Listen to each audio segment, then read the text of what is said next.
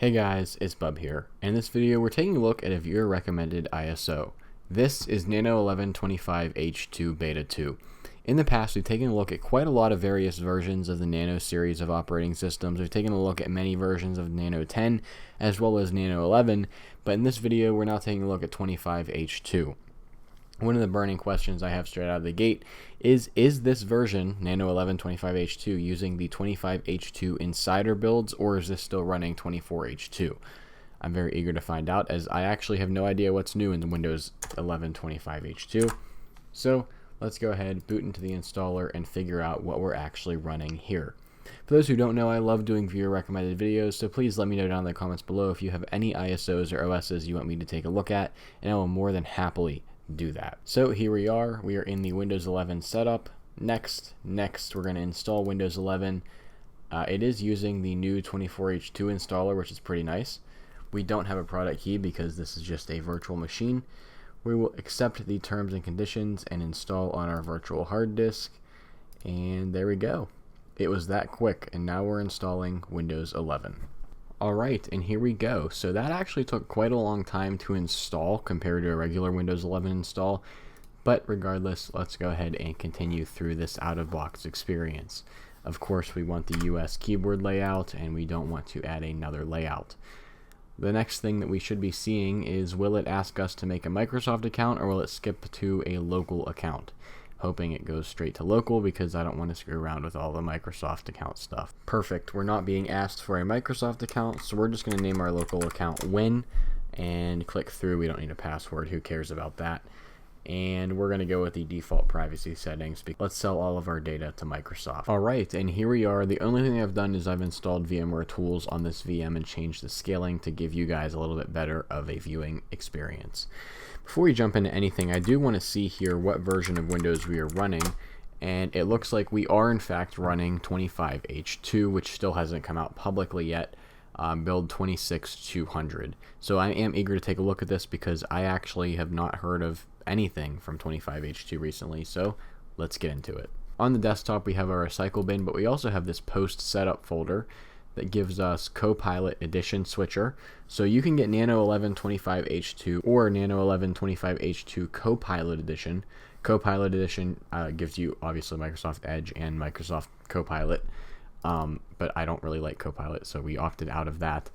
But if you want to switch to the Copilot Edition, you can run this batch file and read this README file that literally tells you what it does. We have install software, which are a bunch of win-get commands. So if we want Chrome, because right now there is no web browser in this ISO, so if we wanted anything, we'd either have to install Edge or install Chrome, Firefox, anything from these batch files, or we could bring our own exe over on like a USB.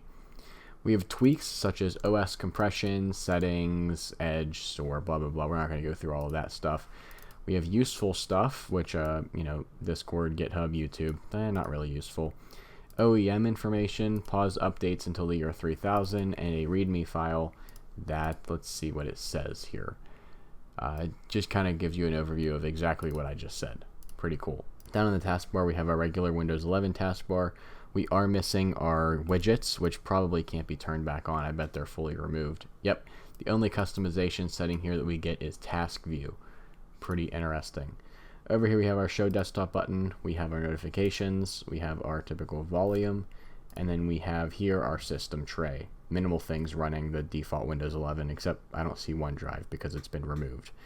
We do have new Outlook, or at least this looks like new Outlook, but it's just a shortcut and it actually has to download it, so even Nano 11 isn't completely free of advertisements. We do get the Microsoft Store, but from what I saw, it looks like we are able to actually uninstall the Microsoft Store if we didn't want it. Here we are in File Explorer. We can see that the ISO itself is 5.18 gigabytes, which is pretty large, but not large for Windows 11. And then we have our C drive, where we are currently using 9.38 gigs of space. It's a 60 gig drive, so we have 49.7 gigs free. But remember, there is that OS compression script that we could run that would probably compress it even more to get this smaller.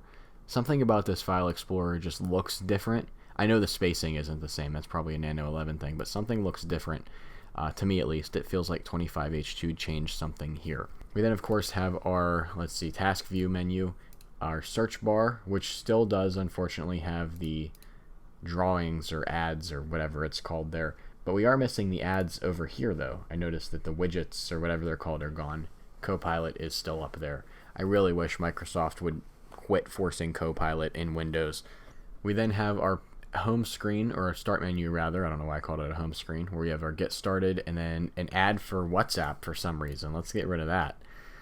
Show all. Let's see, we have accessibility, calculator, feedback hubs, file explorer, get help, get started, Microsoft Store, Notepad, Outlook for Windows, but that's because I started that install. That shouldn't be there actually. Paint, photos, quick assist, settings, snipping tool, backup, security, and then we also have Windows tools, which are our standard kind of legacy Windows tools that I'm surprised some of these are even still in Windows. Let's go ahead and take a look at our task manager, see what kind of CPU and RAM usage we're using, because after all, this is supposed to be a lightweight version of Windows 11. So for the CPU, we're actually using more than normal for a Windows 11 install. There we go. Now we're starting to drop down to normal. It heard me say that, and it was like I got to drop down to close to 0. So typical Windows CPU utilization. Then for memory, I only left 2 gigs in because we're supposed to be a lightweight version of Windows. We have 1.6 out of 2 gigs of RAM, so we only have about 400 megs to work with, which for this supposed to be lightweight, that's not very good. So that being said, this was a brief overview of Nano11 25H2 Beta 2. If you have any other ISOs you want me to take a look at, please let me know down in the comments below, and maybe even provide a download link. I know sometimes there's recommended ISOs that I can't find the downloads for. With that being said, if you like this video, make sure to drop a like and subscribe if you're new around here, as I do all kinds of different technology videos, including device restorations. With that being said, I'll see you all in the next one.